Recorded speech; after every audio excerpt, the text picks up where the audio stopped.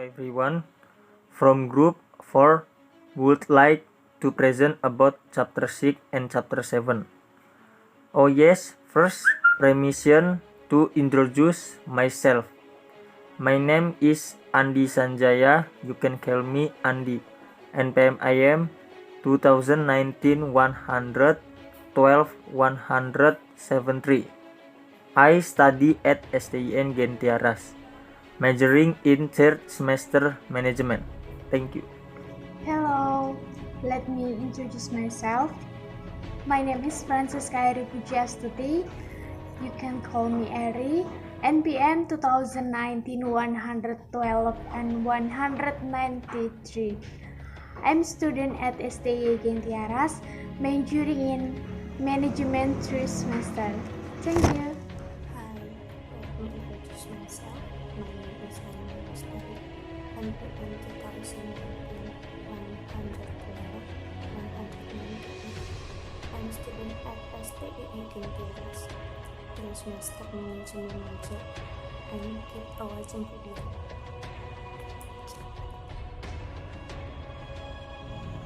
Baik teman-teman, di sini saya akan menjelaskan tentang bab 6, yaitu seleksi kerja.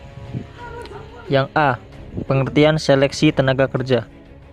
Pengertian seleksi tenaga kerja adalah merupakan serangkaian tes yang dilaksanakan atau seleksi merupakan proses memilih dari para pelamar melalui tahap-tahapan tes hingga perlu diperoleh sejumlah pelamar yang memenuhi kriteria yang telah ditetapkan dan dinyatakan diterima. Sedangkan penempatan adalah suatu kebijakan yang diambil oleh pimpinan suatu instansi atau bagian personalia untuk menentukan seorang pegawai masih tetap atau tidak ditempatkan pada suatu posisi atau jabatan tertentu berdasarkan pertimbangan keahlian, keterampilan atau tertentu. Yang B, faktor-faktor dalam seleksi tenaga kerja. Hasil penarikan tenaga kerja juga merupakan faktor yang harus diperhitungkan. Artinya berbagai langkah yang harus diambil dalam proses seleksi tergantung pada hasil penarikan tenaga kerja. Jika jumlah pelamar yang memenuhi atau mungkin melebihi persyaratan yang ditentukan jauh lebih besar dari lowongan yang tersedia. Di samping itu, dalam menentukan jenis dan langkah-langkah dalam proses seleksi, 4 macam tantangan perlu diperhatikan dan dihadapi oleh para petugas seleksi, yaitu penawaran tenaga kerja, tantangan etis, tantangan organisasional, dan kesamaan kesempatan memperoleh pekerjaan. 1. Penawaran tenaga kerja. Secara umum dapat dikatakan bahwa semakin banyak jumlah pelamar untuk diseleksi, semakin baik bagi organisasi atau perusahaan. Akan tetapi, bukanlah merupakan hal yang mustahil bahwa jumlah pelamar kurang dari yang diharapkan.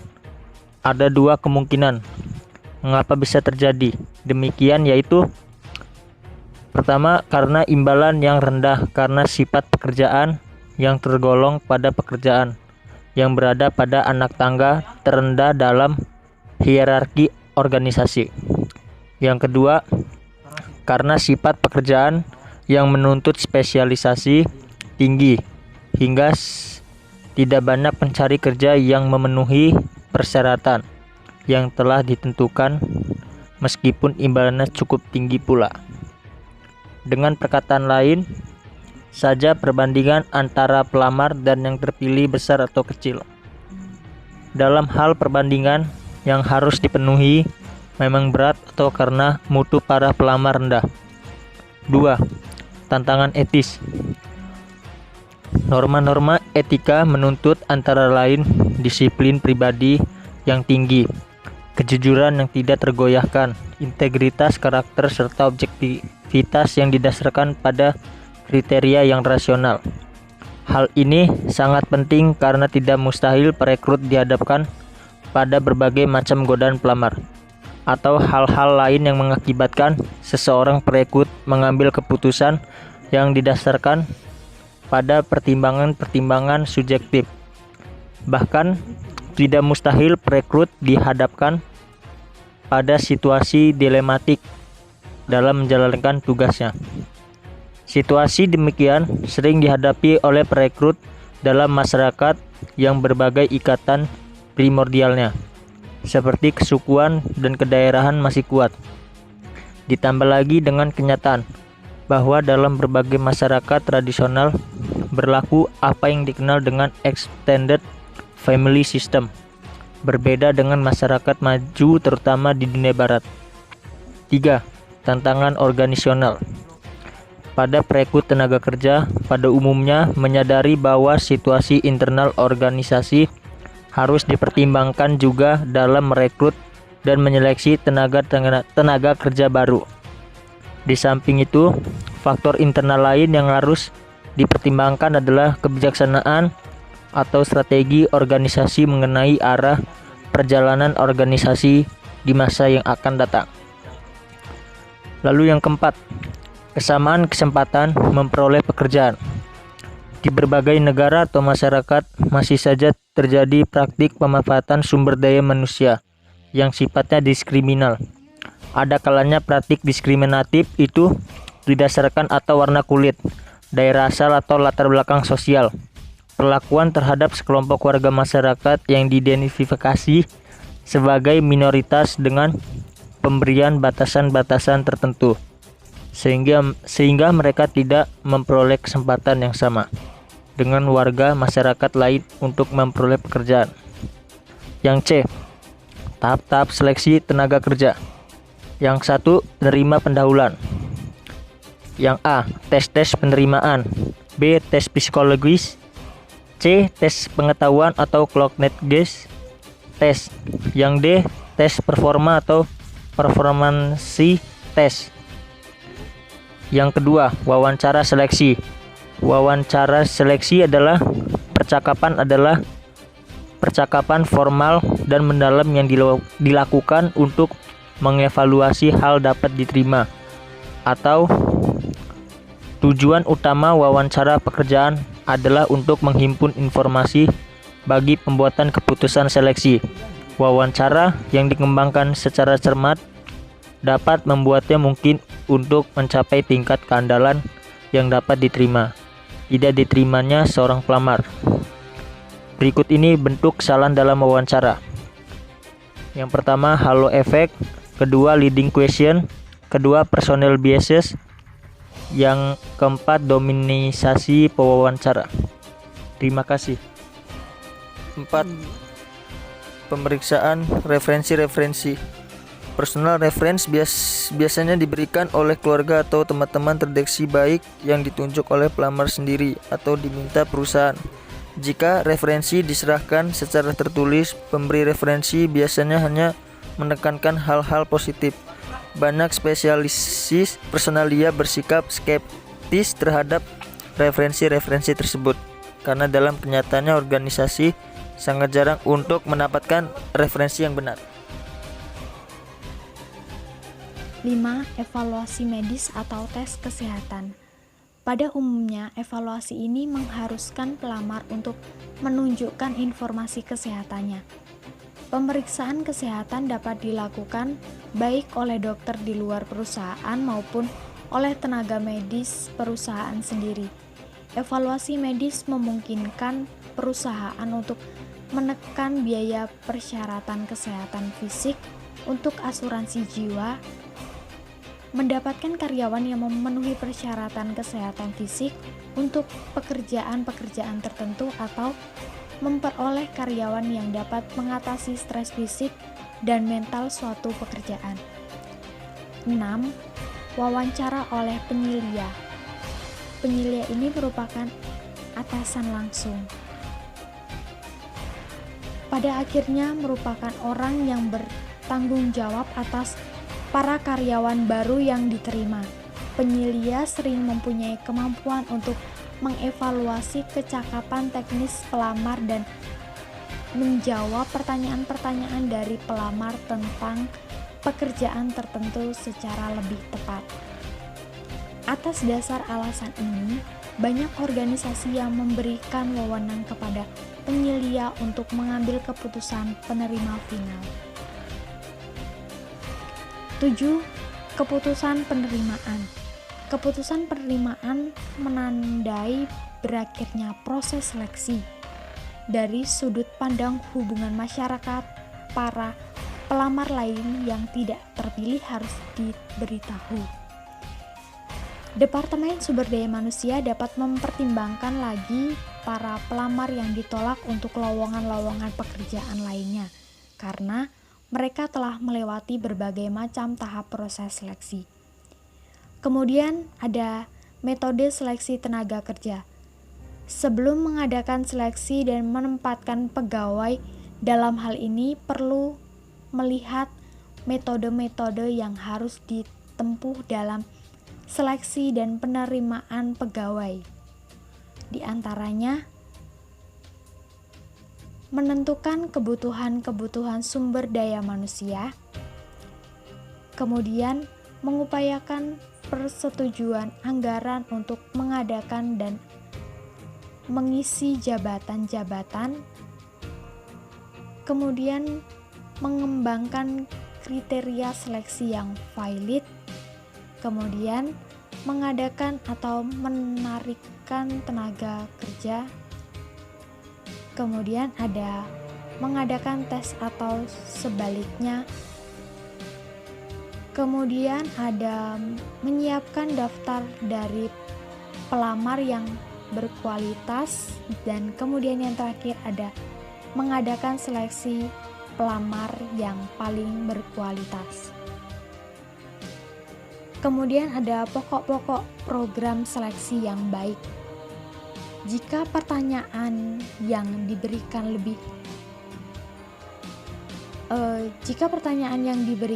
telah dijawab, kemudian ditentukan macam uji dan lain-lain ukuran kecakapan apakah yang sebaiknya dapat digunakan. Suatu ujian mungkin adalah baik untuk suatu tujuan, tetapi belum tentu baik untuk tujuan yang lain. Jika masing-masing pertanyaan tersebut di atas dipertimbangkan dengan masak-masak dan dibuat putusan-putusan yang baik, maka dapat diperoleh hasil yang memuaskan. Sebaliknya, jika tingkat program ini diselesaikan dengan tergesa-gesa, maka akan ada risiko bahwa orang-orang yang telah dipilih untuk mengisi jabatan tertentu mungkin kemudian ternyata hanya baik untuk jabatan itu saja. Kemudian ada keterbatasan profesi seleksi. Pengukuran kinerja mencuat beberapa persoalan dan membuat pemastian tingkat kinerja sangat sulit karena kompleksitas dan keterbatasan teknik seleksi. Psikolog bersikeras bahwa teknik seleksi harus divalidasi. Tujuannya untuk mengurangi kesalahan seleksi dan memberikan kepada organisasi informasi yang berkaitan untuk implementasi teknik seleksi yang tepat. Waktu dan biaya yang terkuras dalam pengambilan keputusan seleksi dan pengangkatan sumber daya manusia perlu dicermati juga. Kemudian, memanusiakan proses seleksi.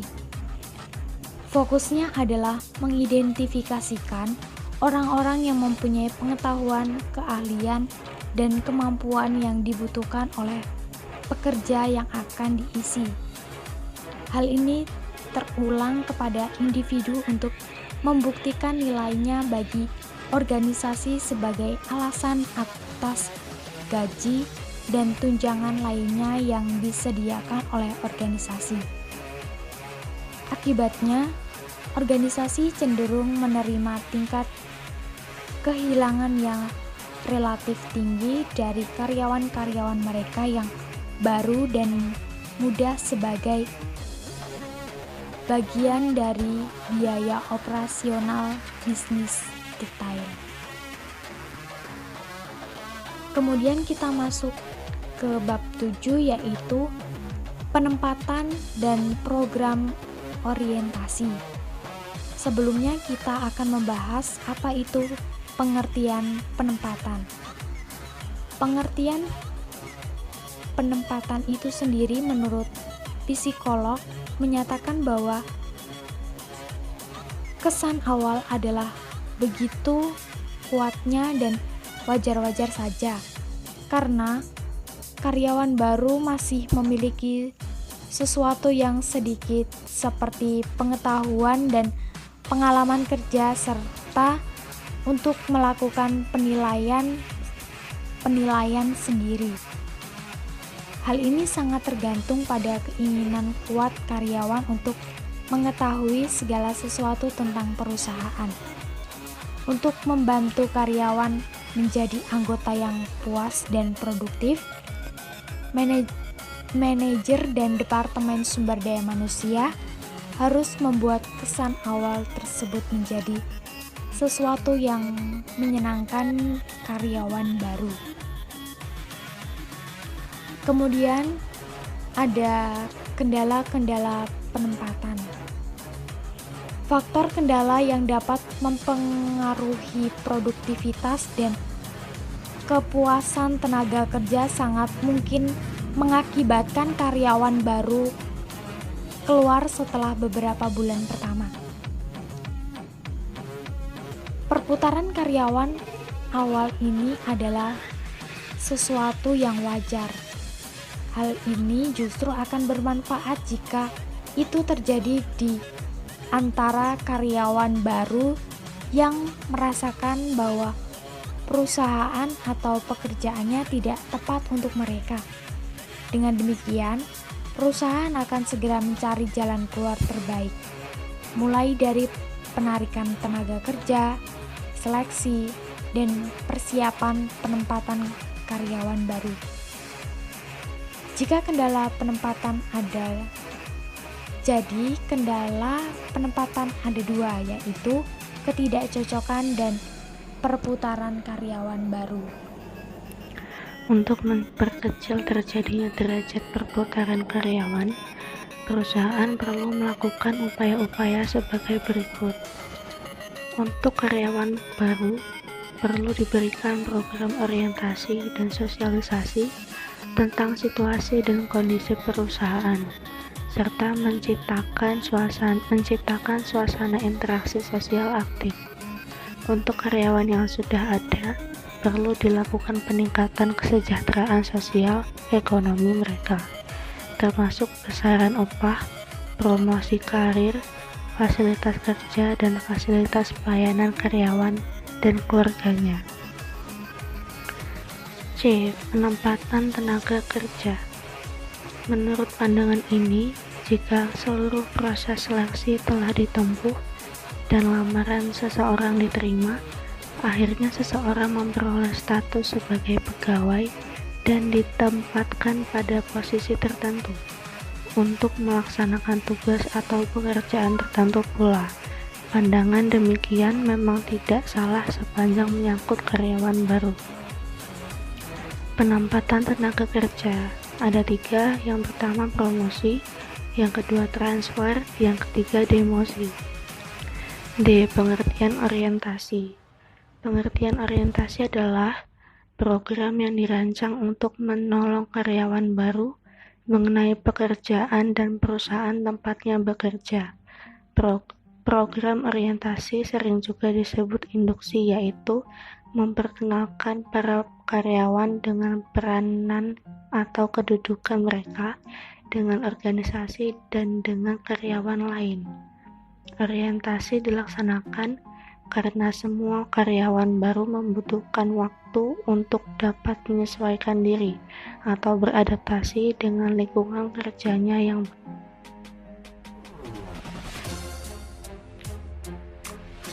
manfaat program orientasi.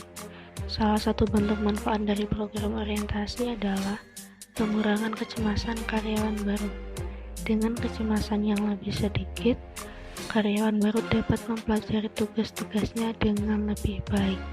Perlakuan seperti perpeloncoan oleh kelompok karyawan senior atau kritik dan penyelia data dapat dipertahankan karena pekerja yang berorientasi dengan sempurna memiliki harapan tentang pekerjaan yang lebih baik. F. Muatan program orientasi. Menurut Martoyo yang dikutip oleh Hasto dan Mailen pada 2007, terdapat beberapa aspek yang termuat dalam program orientasi, yaitu 1. Masalah-masalah organisasional meliputi 2. Perkenalan dengan staf pelaksana, 3. Tunjangan karyawan, 4. Tugas-tugas jabatan.